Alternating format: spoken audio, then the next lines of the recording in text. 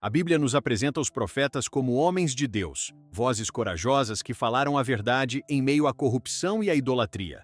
Mas o que ela quase nunca detalha é como cada um desses homens terminou sua vida. A história real por trás da morte de cada grande profeta do Antigo Testamento é muito mais brutal, mais humana e mais perturbadora do que qualquer sermão costuma revelar. Nos próximos minutos você vai descobrir como realmente morreram os profetas da Bíblia e o que esses fins dizem sobre o preço de dizer a verdade ao poder. Se esse conteúdo está abrindo seus olhos para o que existe por trás das páginas da Bíblia, se inscreve no canal agora, ativa o sininho e deixa o like.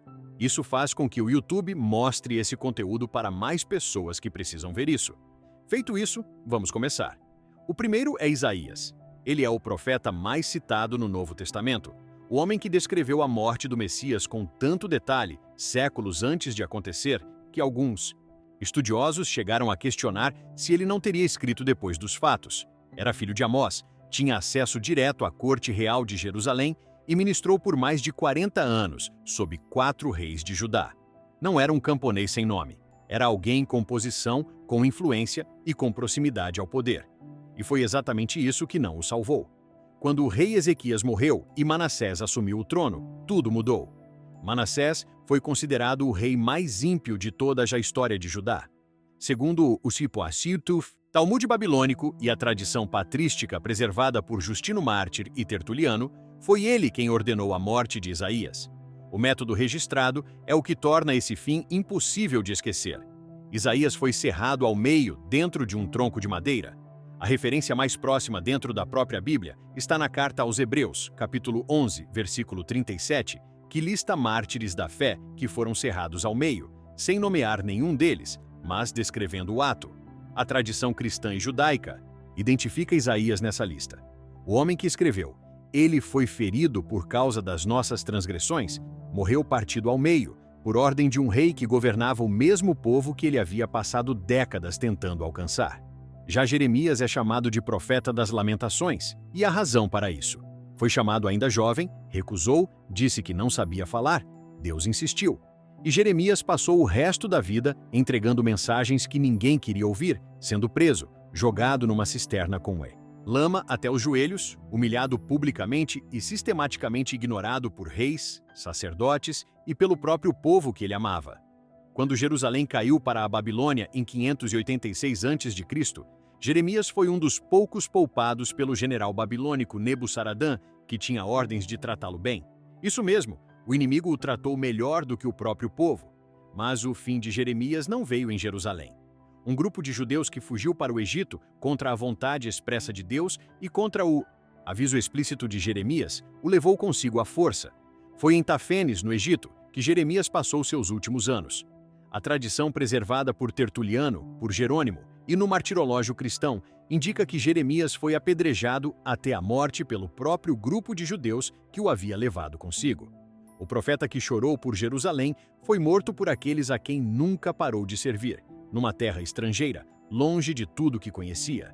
Ezequiel foi levado para a Babilônia no primeiro grupo de deportados, em 597 a.C., antes mesmo da destruição de Jerusalém.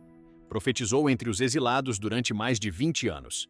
Seu livro é um dos mais visualmente intensos de toda a Bíblia. Rodas dentro de rodas, 4 criaturas com 4 rostos, um vale de ossos secos que ganham vida, o templo do futuro com medidas detalhadas. Ao contrário de Isaías e Jeremias, Ezequiel não tem um relato de martírio amplamente aceito nas fontes históricas. O que a tradição preserva, em 1960, compilações medievais de vidas de profetas, é que Ezequiel foi morto pelo próprio líder judeu no exílio, cujos ídolos ele havia denunciado. Uma execução dentro da própria comunidade exilada, por alguém de dentro. Ezequiel foi sepultado em Kafar al-Kafil, no atual Iraque, numa região que por séculos manteve uma comunidade judaica guardiando seu túmulo. O local existe até hoje. Daniel foi levado para a Babilônia ainda jovem, provavelmente adolescente, entre os primeiros deportados de Metod-Jarnalish, Jerusalém. Viveu décadas na corte dos maiores impérios do mundo antigo, primeiro o babilônico, depois o medo-persa. Interpretou sonhos, sobreviveu à cova dos leões, viu reis enlouquecer e morrer.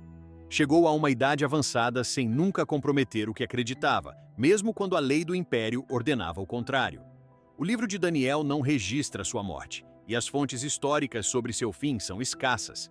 O que a tradição preserva é que Daniel morreu de causas naturais, em idade muito avançada, em Susa ou em Ecbátana, no território do atual Irã. Era um dos casos raros entre os profetas. Uma vida longa de fidelidade sustentada sob pressão extrema, encerrada sem registro de violência. O que o torna marcante nessa lista não é o modo como morreu, mas onde morreu. Longe de Israel, velho, no meio de um império estrangeiro, sem nunca ter visto a restauração que profetizou. Amós não era profeta por formação. Era pastor e cultivador em Tecoa, uma aldeia ao sul de Jerusalém. Ele mesmo afirma isso no capítulo 7, versículo 14 do seu livro. Deus o chamou e o enviou ao reino do norte de Israel, exatamente quando esse reino estava no auge da prosperidade material e da corrupção moral. Amós chegou a Betel, o centro religioso oficial do reino, e disse o que ninguém queria ouvir: que a prosperidade não era sinal de bênção, que a opressão dos pobres estava sendo vista e que o julgamento estava chegando. O sacerdote Amazias o expulsou e o denunciou ao rei Jeroboão como conspirador. Amós respondeu com uma das profecias mais diretas do Antigo Testamento e foi embora. A tradição registrada nas compilações de vidas dos profetas indica que Amós foi golpeado na cabeça pelo filho de Amazias, o mesmo sacerdote que o havia expulsado, e morreu pouco depois em consequência do ferimento, já de volta a Tecoa. O pastor que foi dizer a verdade ao centro do poder foi morto pela família do sacerdote que defendia esse poder. Miqueias foi contemporâneo de Isaías. Profetizou sobre os mesmos 3 reis de Judá, Jotão, Acás e Ezequias. Mas enquanto Isaías operava em Jerusalém com acesso à corte, Miqueias vinha de Moreste, uma aldeia na planície rural de Judá. Sua perspectiva era a de quem via o que a capital fazia às aldeias. Seu livro contém uma das profecias mais específicas de todo o Antigo Testamento. Belém, como local de nascimento do governante, cujas origens são desde os tempos antigos. Isso está em Miqueias, capítulo 5, versículo 2. Os sacerdotes citaram exatamente esse versículo quando Herodes perguntou onde havia de nascer o Messias. Sobre o fim de Miqueias, a tradição é clara. Morreu de morte natural em paz na sua terra natal, em Moreste, e foi sepultado lá. É um dos poucos profetas dessa lista que, segundo as fontes, não foi assassinado.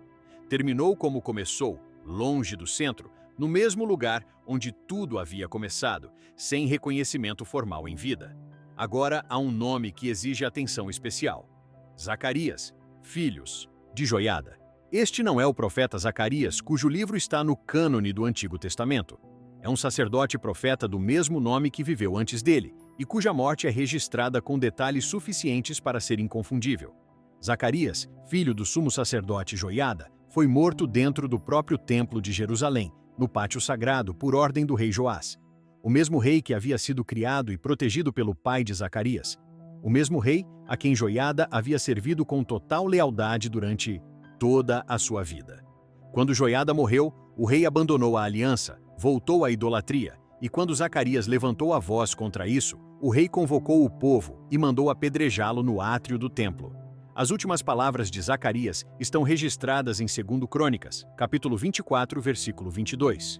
Que o Senhor veja e vingue.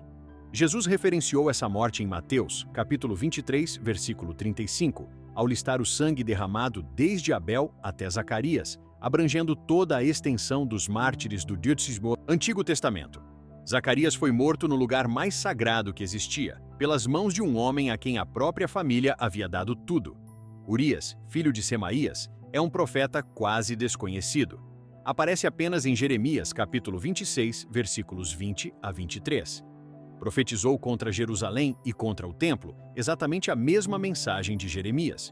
O rei Joaquim quis matá-lo. Urias fugiu para o Egito. O rei enviou uma delegação ao Egito para buscá-lo.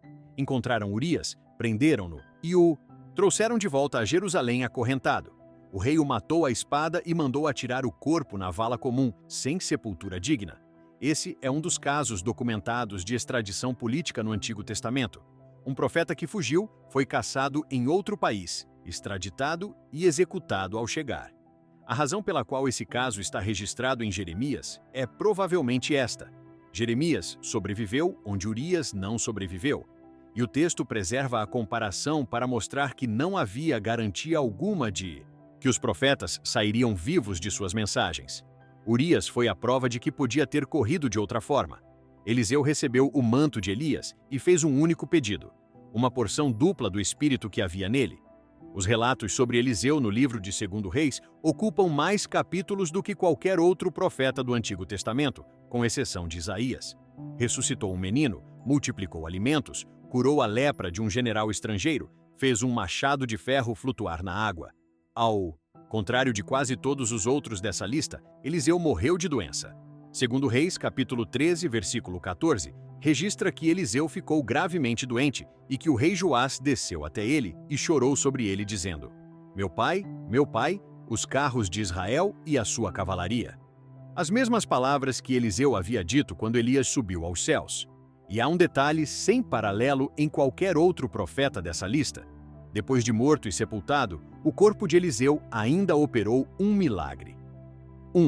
Homem morto foi lançado por acaso na sepultura de Eliseu e, ao tocar nos seus ossos, ressuscitou. Isso está em 2 Reis, capítulo 13, versículos 20 e 21. O único profeta dessa lista que morreu sem violência, mas cujos ossos ainda tinham poder depois da morte. E chegamos ao último, Zacarias, filho de Berequias.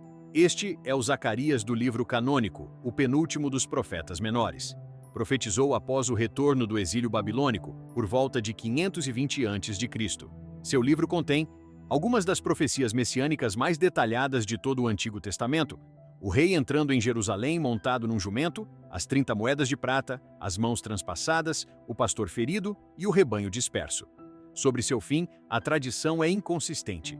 Há quem identifique este Zacarias como o mesmo mencionado por Jesus em Mateus, capítulo 23, morto no átrio do templo, o que criaria uma fusão com o Zacarias, filho de Joiada, mencionado antes. Os estudiosos se dividem quanto a isso.